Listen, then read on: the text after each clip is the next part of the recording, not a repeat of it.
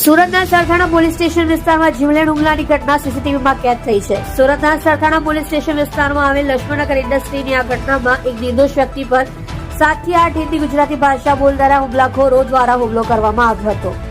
સુરત શહેરમાં back to back murder બાદ વધુ એક વ્યક્તિ પર જીવલેણ હુમલો થયો છે.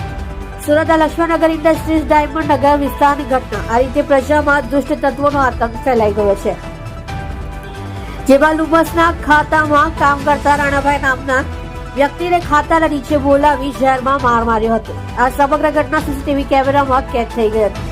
7 થી 8 અજાણ્યા હુમલાખોરોએ કંઈ પણ વિચાર્યા વગર હુમલો કર્યો હતો. તમે જોઈ રહ્યા છો સત્યને સાથ આપનાર સત્ય સમ્રાટ ન્યૂઝ ચેનલ તંત્રી શ્રી નિલેશભાઈ પાટીલની સાથે.